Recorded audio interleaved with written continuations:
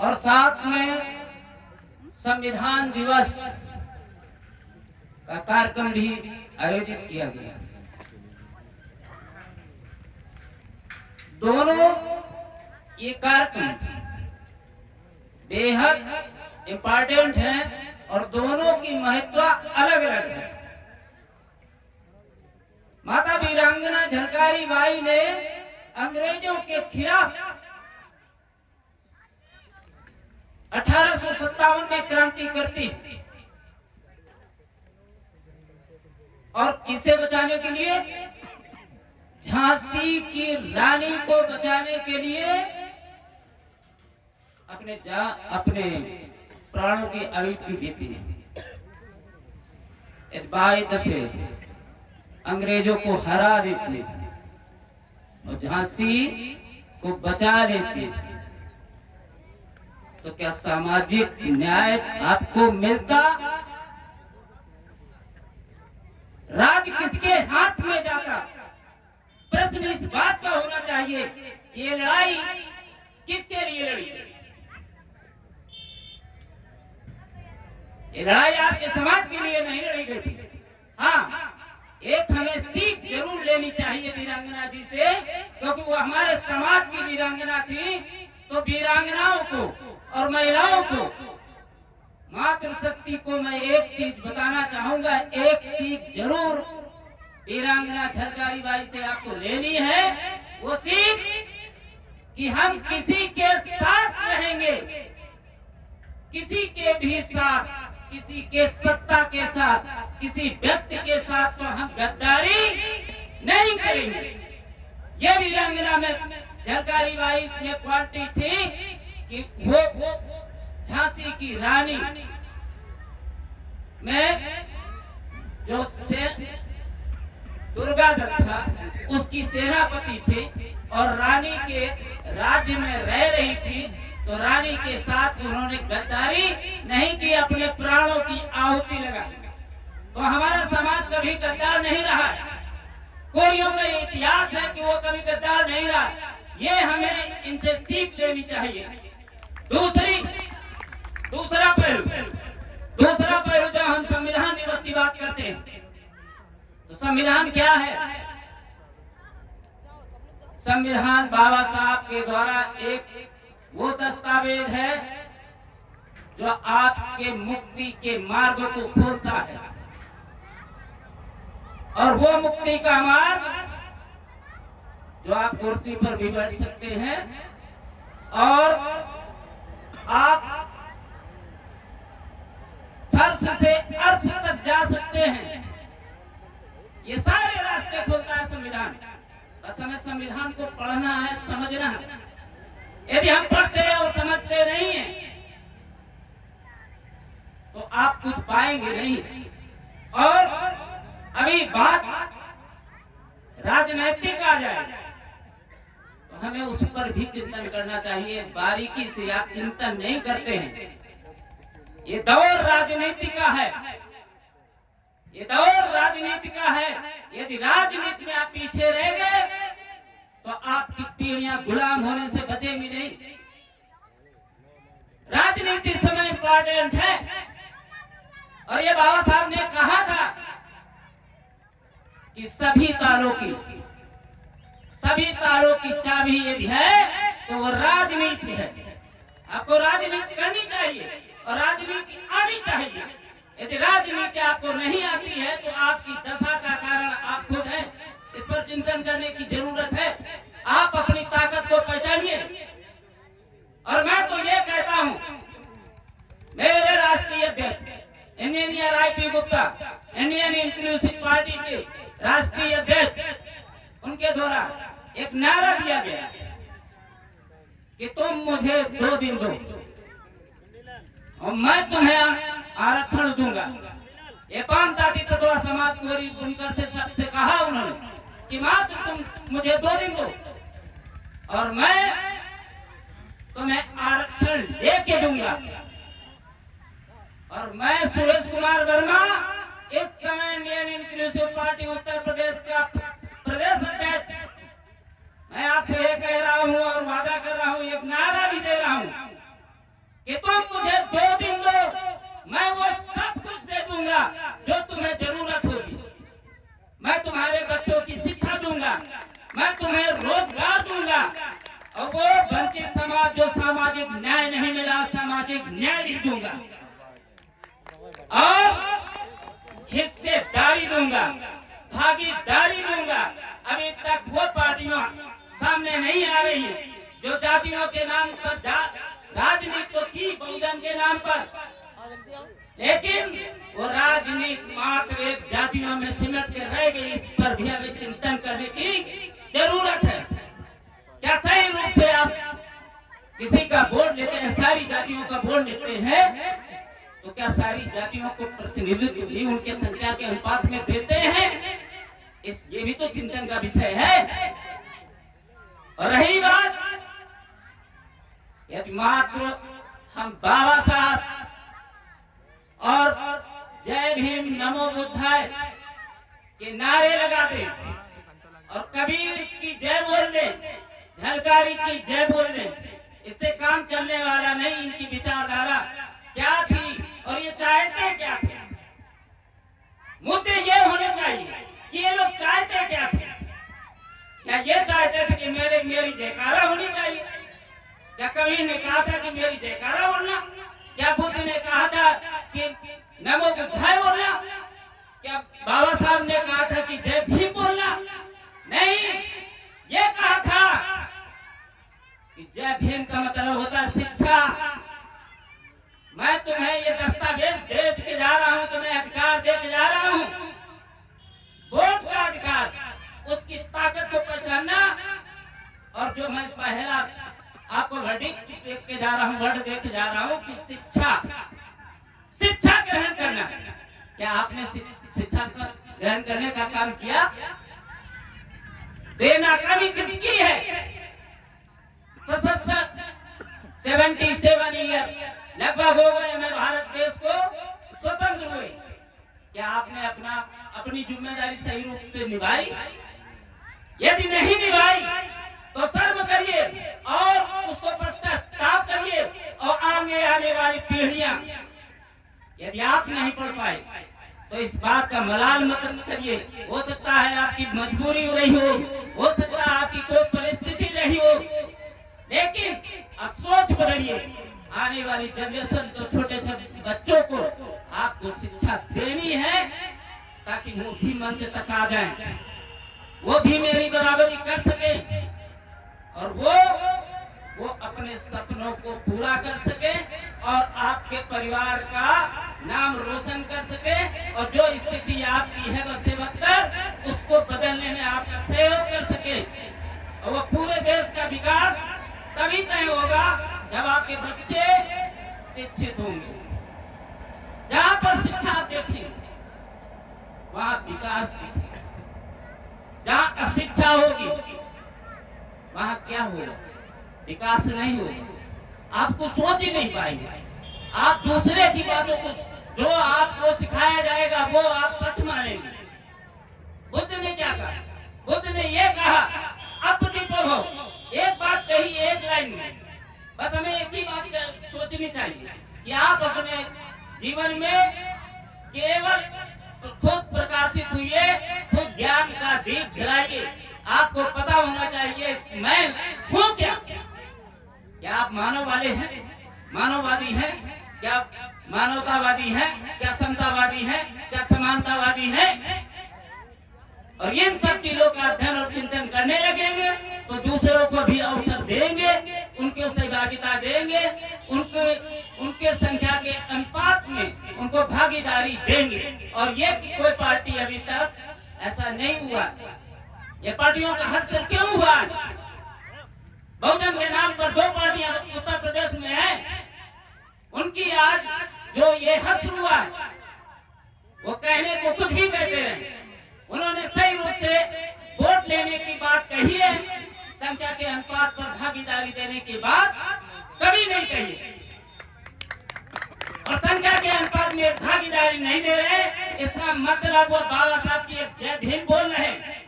तो समझ लीजिए सबसे बड़ा गद्दार वही है, आपके सामने आकर के जय भीम बोलता है और आपके अधिकारों का हनन खुद कर रहा है। उससे सवाल करो नेता तुमने पैदा किया, हमारे समाज को जो भागीदारी मिलनी चाहिए क्या आपने दी? तो हम वोट हमेशा देते क्यों रहे? ये प्रश्न आपको करना पड़ेगा। यदि आप प्रश्न नहीं करते तो ताकतवर नहीं बन पाओगे, आपके अधिकार मारे जाएंगे, आपके अधिकार छीने जाएंगे। और दूसरी बात, मैं एक बात कहूंगा आईपी गुप्ता जी की। वो कहते हैं जो कौम अपनी लड़ाई नहीं लड़ता, आप अपनी हैसियत की बात मत करिए, यहाँ कोई हैसियत वाला नहीं है। हैसियत वाला वो व्यक्ति होता है जब सामने जुर्म हो तो आपकी आवाज बुलंद होनी चाहिए, और जुर्म करने वाले की आपकी आवाज से कांप जाना चाहिए कलेजा उसका। तब आपकी हैसियत है, अपनी जात की हैसियत, अपने आप को खुद पहचानो कि हम क्या हैं। अरे वो कितना ताकतवर है, वो आया तो अकेला है ना। यदि आया है अकेला और आपके भाई के साथ, आपके पड़ोसी के साथ, आपके जात के साथ कोई अत्याचार करता है तो आपकी जिम्मेदारी है। आप मत भरोसे रहिए कि सूरज कुमार वर्मा बचाने आएंगे, मत भरोसे रहिए कि मित्रा जी बचाने आएंगे, मत भरोसे रहिए किसी नेता और अधिकारी के भरोसे। आप अपना भरोसा और अपना साहस जिस दिन कायम कर लोगे, जुर्म करने वाला खुद कांप जाएगा। ये ध्यान रखिए, आप लड़ना सीखो। जिस दिन लड़ना सीख गए, दुश्मन उसी दिन हार जाएगा। ये ध्यान रखिए। जब आप दुश्मन को पता हो जाता है कि आप कमजोर हैं, आपकी सोच कमजोर है, तब वो हमला करता है। ताकतवर के ऊपर हमला कभी नहीं करता है। और कोई भी, और मैं ये ध्यान रखता हूं, किसी की बुराई करने का अधिकार आपको मिला नहीं। जात पात धर्म और इसके जहर मत घोलो कि हम वो जाति वाला हमारे साथ कर रहा है, वो धर्म वाला कर रहा है, ये जहर घोलो मत। जहर घोलने का आपको नहीं मिला है। आपको ये सीखना है कि यदि उसने उन्नति की है और हमारा हक भी खा गया, सब कुछ खा गया, तो खाया कैसे? हमने बचाया नहीं, तब तो खाया। आप देखते रहे, अपनी जिम्मेदारियों का निर्वहन नहीं किया तो आपके अधिकार वो खा गया। यदि आप सजग होते तो कैसे कोई दुश्मन खा सकता है? तो आपको जरूरत है कि हमारे क्या अधिकार है। तो अधिकार पता कैसे चलेंगे? अधिकार तभी पता चलेंगे जब आप शिक्षित हो जाएंगे। तो आप अपने बच्चों को पढ़ाइए। बेशक आप फटी चप्पल पहनिए, फटे पैंट पहनिए, एक बार रोटी खाइए, शौखें सारी बंद कर दीजिए, लेकिन अपने बच्चों को आप पढ़ाना शुरू कर दीजिए। आपका भविष्य अपने आप बदलना शुरू हो जाएगा। और इस पर चिंतन करना जाके घर में, और जरा सोचना जाके कि यार उन्होंने अपने बच्चे को पढ़ाया था, बहुत बढ़िया पढ़ाया। उनकी स्थिति के बारे में जरा चिंतन करना, ईर्ष्या मत करना, चिंतन करना। और ईर्ष्या जब करोगे ना तो आपका विनाश सुनिश्चित है, क्योंकि ईर्ष्या करने वाला व्यक्ति कभी बढ़ता नहीं, चिंतन करने वाला व्यक्ति बढ़ता है। क्योंकि आपको ईर्ष्या में तो आपके पास खुले बात आएगा, अच्छी बातें कभी आएंगी नहीं, आप वहां तक जा ही नहीं पाएंगे कि उसको वो बेशक दुश्मन हो तो अपना कुछ पाने के लिए उसके पास जाना, उससे पूछना, भैया आप मेरे बच्चों को रास्ता बताइए। यदि वो पढ़ा लिखा है और बुद्धिमान है तो आप बेशक दुश्मनी हो आपस में, वो आपको शिक्षा सही देगा। ये पढ़े लिखे की क्वालिटी होती है। यदि आपने ये तय कर लिया कि यार मैं तो नहीं जाऊंगा, वो होगा डीएम कलेक्टर, जो कुछ होगा पढ़ा लिखा चाहे जितना होगा, तो आप अपने पैरों पर कुल्हाड़ी मार रहे, आप अपने अधिकार कभी जान नहीं पाएंगे, आप प्रगति नहीं कर पाएंगे। आप अपने भाई के साथ, अपने बिरादरी के साथ यदि दुश्मनी इतनी मानते हो, और यही दुश्मनी उनके उन लोगों के बारे में, उन सामंतवादियों के बारे में तुम्हारी ये सोच होती तो तुम्हारे अधिकार नहीं छीनते। अधिकार मात्र छीने इसलिए है कि तुमने अपने भाई को दुश्मन माना, और जो तुम्हारे अधिकार खा रहा था उसे दोस्त माना। और दोस्त और दुश्मन की यदि पहचान तुम्हारे अंदर नहीं है तो तुम विकास नहीं कर पाओगे, तुम अच्छी सरकारें नहीं दे पाओगे, और अच्छे नेता सदन में नहीं पहुंच पाएंगे। और जब सदन में नहीं पहुंच पाएंगे तो आपकी आवाज कौन उठाएगा? कोई उठाएगा आवाज? आवाज उठाने के लिए आपकी विचारधारा का, और जिसे उसको दर्द हो के लिए समाज, हमारा पीड़ित समाज है, हमारा वंचित समाज है, हमारा शोषित समाज है, इसकी आवाज हम उठाएंगे। और मैं दावे के साथ आज कह के जा रहा हूं एक महिला के धरती पर कि तुम मुझे एक दिन देना, एक दिन वो देना कि जब मेरा आंदोलन हो रहा हो IIP पार्टी का, आप मेरा साथ देना। और एक दिन और मांगूंगा, 2 दिन का मांग रहा हूं, एक दिन वो देना वोट की ताकत का। जो बाबा साहब ने कहा था, तुम सत्ता बदल सकते हो, तुम व्यवस्था बदल सकते हो, तुम सोच के तो देखो दुश्मन कितना बड़ा चालाक है। तुम्हें बेशक पैसा दे जा रहा है, लेकिन वोट डालते समय तो देख नहीं रहा है ना। उस दिन तो सत्ता बदलने का अधिकार तुम्हारे हाथ में दे रखा है ना बाबा साहब ने। तो बाबा साहब को या तो जय भीम बोलना बंद करो, या तो फिर अपने व्यक्ति को वोट देना शुरू करो, दुश्मन को वोट देना बंद करो। और यदि दोनों चीजें करते हो, जय भीम बोलते हो और दुश्मन को वोट करते हो, तो आप अम्बेडकरवादी नहीं हो सकते हो, आप बुद्ध के वंशज कहलाने के लायक नहीं हो, आप कबीर के वंशज नहीं कहला सकते हो। क्योंकि कबीर चौराहे पर जब भी खड़े होते थे तो देश को दिशा देते थे। दुश्मन कितना भी ताकत हो, सामने मुकाबला शब्दों से करते थे। उनके शब्द इतने कटीले होते थे जो समाज में चुभते थे। आज भी 600 वर्ष हो गए, आज उनका मुकाबला कोई नहीं कर रहा है। आज लोग उनकी शिक्षा पर, उनकी किताबें पढ़ने, PhD करने लोग विदेशों में जा रहे हैं। क्यों? क्योंकि हमारा महापुरुष में हमने बताया अभियान में कि हमारा समाज कभी गद्दार नहीं रहा है। वो गद्दारी समाज के साथ कभी कर ही नहीं सकता। बाबा साहब ने कोई गद्दारी नहीं देश के साथ की। वो सर्व समाज को संविधान दिया भारत का। कोई एक जात के लिए दिया क्या मेरे लिए? कि भाई उस जात को नहीं दिया उन्होंने। कोई हमसे आके पूछे, मैं तो कहता हूँ पूरे भारत देश का संविधान है ना। जो कानून, जो धारा हमारे पर लगेगी, यदि हम कत्ल करते हैं तो जो धारा मेरे ऊपर लगेगी, यदि आप कत्ल करते हो तो वही धारा आपके ऊपर लगेगी। ऐसा तो नहीं कि नहीं सुरेश कुमार वर्मा बच जाएंगे। ये इनके समाज के नेता थे, या बाबा साहब को जय भीम बोलते हैं इसलिए बच जाएंगे? ऐसा है कहीं? उन्होंने तो बराबर दिया, बराबर स्थापित किया सबको, पूरे देश को बराबर की निगाहों से देखा। बस इतना ध्यान रखा कि जो सरकारें आए, बेईमान सरकारें आए, उनको ये बताने का एक दस्तावेज बना दिया कि उनका ध्यान रखना, जो निचले पायदान पर बैठा है उसे भी अपने साथ खींचने का काम करना। और या तो खींचा नहीं जा रहा है और धक्का दिया जा रहा है, और धक्का दिया जा रहा है।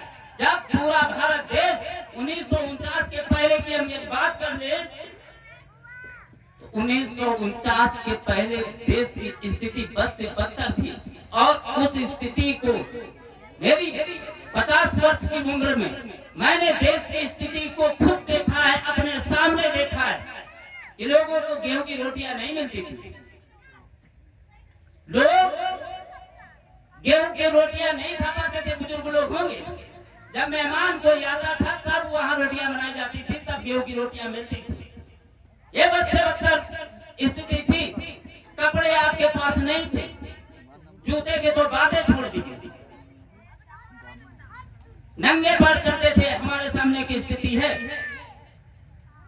लेकिन कहीं ना कहीं आप उनकी बातों को सुनते रहे जिनकी आपको नहीं सुननी चाहिए, और जिनकी सुननी चाहिए उनको आप बुरा मत बताते रहे, उन्हें दुश्मन बताते रहे। दोस्त और दुश्मन की पहचान नहीं कर पाए। यदि दोस्त और दुश्मन की पहचान होती तो स्थिति आज कुछ और होती। और जिसने भी ये चीज सीख ली कि वोट मेरा है, मैं सत्ता बदलूंगा, और दोस्त मेरा कौन है ये मैं तय कर दूंगा, पड़ोसी नहीं तय करेगा, तो आप विकास कर ले जाएंगे। और ज्यादा कुछ सीख नहीं दूंगा। और मैं आपसे फिर कहूंगा एक अपील और नारे के साथ कि तुम मुझे 2 दिन दो, मैं तुम्हें वो सब कुछ दूंगा जो संविधान में लिखा है, जो बाबा साहब ने लिखे हैं, वो मैं सब समाज को दूंगा। ये मैं Suresh Kumar Verma, Indian inclusive party का प्रदेश कार्यकारी अध्यक्ष, ये मैं वादा करता हूँ।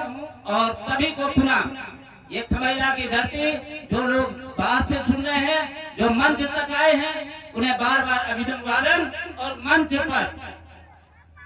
मंच पर हमारे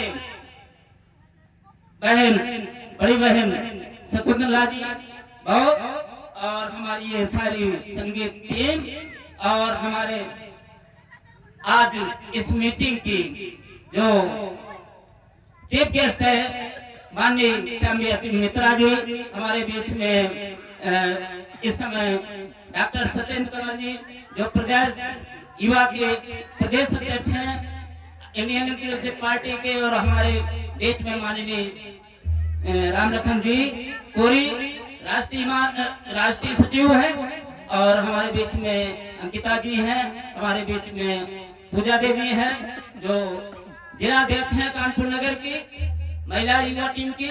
मैं सबको साथ में आज मैं सबसे ज्यादा आप लोगों को इस मंच से ज्यादा सम्मान आपको देना चाहता हूं, क्योंकि आपने सुना और धैर्यता से सुना।